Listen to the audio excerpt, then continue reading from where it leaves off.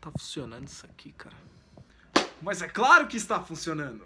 Meus bacanos, bom dia, tarde, noite. Eu sei lá que horas você tá vendo isso, mas desejo pra você um dia. Galera, como é do conhecimento de todos, o Corongão veio para separar os nossos relacionamentos sociais, né? Mas tem uma coisa sempre em mente. Essa doença, ela pode ter nos separado de pessoa para pessoa. Mas nunca se esqueça das palavras do apóstolo Paulo, porque eu estou bem certo de que nem a morte, nem a vida, nem os anjos, nem os principados, nem as coisas do presente, nem o do porvir, nem os poderes, nem a altura, nem a profundidade, nem qualquer outra criatura. E ele poderia acrescentar: nem o corongão pode nos separar do amor de Deus que está em Cristo Jesus, o nosso Senhor. Então, nosso relacionamento com Deus, ele não muda. Com ou sem corongão, teremos nossa classe bíblica bacana aqui. Eu já estou preparado para trazer algumas lições muito legais para vocês, tá bom, galera? Pega um caderno agora, porque eu sei que tem uns indivíduos que vêm para a classe bíblica sem caderno. Pegue uma caneta agora e você vai se sentar lá na sua mesinha, da sua cozinha, do seu quarto, e agora você vai assistir esse vídeo até o final, porque este aqui é o momento da nossa classe bíblica. E o título do episódio de hoje é O Mistério dos Quatro Extraordinários. Quem são esses quatro indivíduos? Um tem cara de boi, um tem cara de leão, um tem cara de homem e o outro tem cara de águia. O que é isso? O que a Bíblia está querendo dizer nesse momento? Você vai ver hoje, na classe bíblica. Se inscreve aí embaixo. Antes de nós começarmos aqui, eu gostaria de fazer uma oração com você.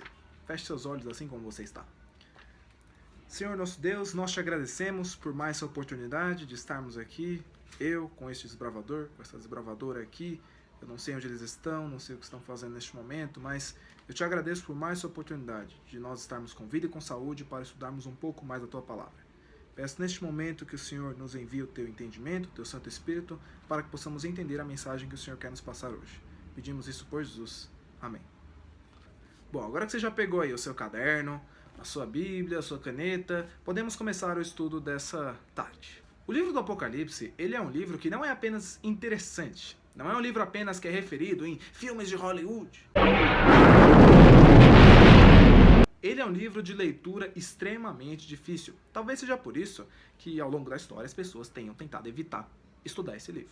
O personagem principal do livro do Apocalipse, assim como o personagem principal de toda a Bíblia, é Jesus Cristo. Sabe quando você está assistindo aquela série, por exemplo, e tem um mocinho? Então, Jesus. Por isso que muita coisa que vai ser dita aí nesse livro vai dizer respeito de Jesus. Vai falar sobre Jesus. No estudo dessa tarde não vai ser diferente. Nós vamos abrir, por exemplo, em Apocalipse capítulo 4. Convido você a abrir a sua Bíblia. Do verso 1 até o verso 5, João ele está descrevendo o que ele está vendo, o que está sendo mostrado para ele. Ele está descrevendo uma sala de um trono. Tinha um trono, tinha um arco-íris, tinha 24 tronos de 24 anciãos, além de saírem vários relâmpagos. Era uma cena pra lá de interessante.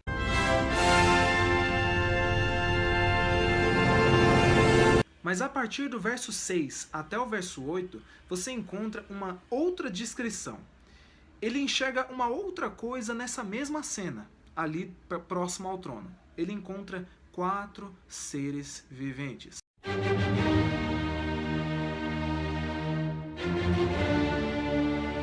Eles têm 6 asas, um tem cabeça de leão, o outro tem cabeça de boi, o outro tem cabeça de homem e o outro tem cabeça de águia. Tipo, né?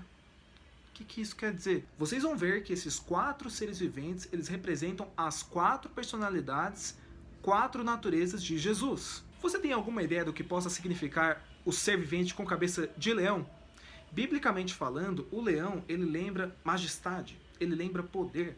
O próprio Jesus, abra sua Bíblia aí, em Apocalipse capítulo 5, no verso 5, você vai encontrar uma descrição de Jesus. Em Apocalipse 5, no verso 5, Jesus é chamado de leão da tribo de Judá, raiz de Davi. Então veja, está claro aqui que quando fala em leão na Bíblia, estamos falando de Jesus Cristo, em sua figura majestosa, de poder e glória. Porque ele quando a gente fala de leão, né, o leão a gente fala que é o quê? O rei da selva, né? Se bem, cara, que quem fez a especialidade de felinos vai saber que leão não vive na selva, vive na savana. Mas tudo bem. Mas e o boi? O que significa o segundo ser vivente com cabeça de boi? O boi, gente, ele é um animal que serve o homem. Ele é um animal que é usado na agricultura, usado antigamente, né? Hoje se usa máquinas, mas antigamente, quando não tinha essa tecnologia, se usava o boi para a agricultura, se usava o boi para, às vezes, girar um moinho. Ele é um animal que, na maior parte do tempo, ele está servindo o homem, carregando carga, você sabe.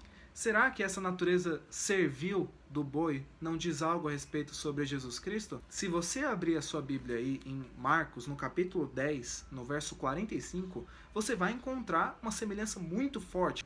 Pois o próprio Filho do Homem não veio para ser servido, mas para servir e dar a sua vida em resgate de muitos. Jesus, ele ao mesmo tempo que ele é um leão, poderoso em poder, ele é semelhante a um boi também, que é humilde e serve o homem. E o que significa o terceiro ser vivente com a cabeça de homem? Gente, não, para, se você não souber isso... Se você abrir a sua Bíblia em Filipenses, no capítulo 2, do verso do 5 ao 7, leia comigo isso aqui. Tende em vós o mesmo sentimento que houve também em Cristo Jesus, pois ele, subsistindo em forma de Deus, não julgou como usurpação ser igual a Deus. Antes, a si mesmo... Gente, a si mesmo se esvaziou, assumindo a forma de servo, tornando-se em semelhança de homens. É aquela velha frase bonita, né? O Filho de Deus se fez homem para que os homens pudessem ser filhos de Deus. Como que um leão vai falar, por exemplo, com gazelas? O leão não consegue falar com gazelas, porque o rugido do leão assusta elas. Para que as gazelas pudessem entender o que o leão estivesse dizendo, o leão teria que se transformar em uma gazela, falar a linguagem delas. Da mesma forma, se Deus Todo-Poderoso falasse a sua própria linguagem divina, gente, seríamos consumidos pela sua glória. Mas não, Deus, ele se faz homem, ele entra neste universo, ele entra neste mundo e fala a nossa língua. É ou não é bacana isso daí? E o quarto ser vivente? O que significa a cabeça de águia dele? O que era isso? Era o deus Ra, do Egito? Não! Outra coisa que você também precisa ter em mente quando estudar o livro do Apocalipse é que ele está sempre, gente, sempre fazendo referências ao Antigo Testamento, aos livros dos profetas, especialmente os livros de Moisés. Se você abrir, por exemplo, em Deuteronômio, vamos lá, no Velho Testamento aqui comigo, Deuteronômio 32, verso 11, leia comigo aqui. Como a águia desperta sua ninhada e voeja sobre os seus filhotes, estende as asas e tomando-os leva sobre elas, assim só o Senhor o guiou, e não havia com ele Deus estranho. Moisés está falando para o povo aqui, falando o seguinte, gente, quem guiou vocês no deserto 40 anos? Foi um pedaço de pau? Foi um bezerro de ouro? Não, foi o Deus Todo-Poderoso. E aí ele usa a comparação. Ele compara Deus, o cuidado de Deus com o seu povo, com o cuidado de uma águia com seus filhotes. Além disso, naturalmente falando, a águia ela é o animal que consegue voar mais alto no céu. Da mesma forma, Deus com esse cuidado como a águia tem com seus filhotes, Deus que está acima de todos, que ninguém está acima dele, percebe a semelhança entre a natureza de Jesus e da águia? Então perceba aqui comigo que nós vimos aqui os 4 seres viventes e que eles são indícios dessa natureza de Jesus. Mas sabe de uma coisa, desbravador e desbravadora?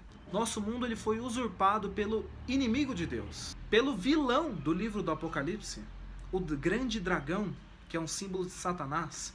Satanás ele também é comparado, coincidentemente, também com um leão que ruge. Mas esse leão que ruge, ele não é um leão que ruge para nos proteger, é um leão que ruge para nos atacar. Abra, por exemplo, lá em 1 Pedro, no capítulo 5, no verso 8, leia comigo isso aqui.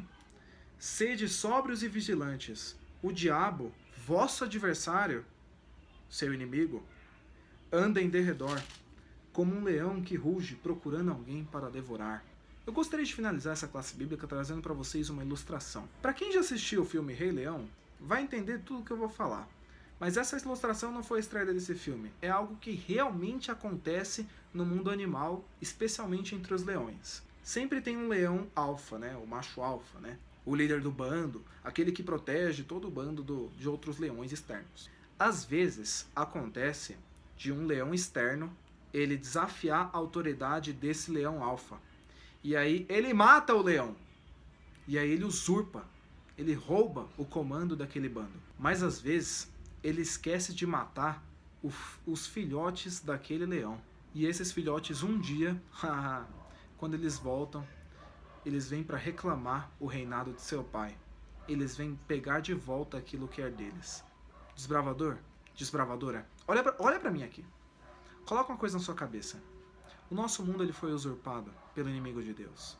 Toda essa desgraça que está acontecendo no mundo aí fora, esse corongão e todos os outros males que sempre aconteceram, ele só tem um culpado. Este leão que ruge em derredor, buscando alguém para devorar. Mas saiba de uma coisa, eu e você não estamos sozinhos. Eu e você nós temos o cuidado daquele leão que está no céu. Aquele leão que está no trono de Deus. O leão da tribo de Judá. E um dia ele vai expulsar este leão do mal, Satanás, desta terra para sempre. E só assim viveremos felizes por toda a eternidade. Que Deus te abençoe. Nunca se esqueça disso. Este conflito já está vencido, graças à morte e o sacrifício de nosso Senhor Jesus na cruz. Eu gostaria de finalizar fazendo uma oração com você aqui. Senhor nosso Deus, te agradecemos por mais esse estudo que o Senhor nos concedeu da Tua Palavra. Muito obrigado, Pai, por essa maravilhosa certeza de que o Senhor é um leão que nos protege. Um leão que nos protege de todo mal. Que o Senhor esteja com este desbravador que está assistindo, esteja com essa desbravadora que também está assistindo, esteja com as famílias deles aqui, ó Pai, por favor. Os abençoe, nos proteja de todo mal. É isso que pedimos por Jesus. Amém. Deus te abençoe, desbravador. Não perca o próximo episódio da nossa classe bíblica. É isso aí, meus bacanos. Até a próxima.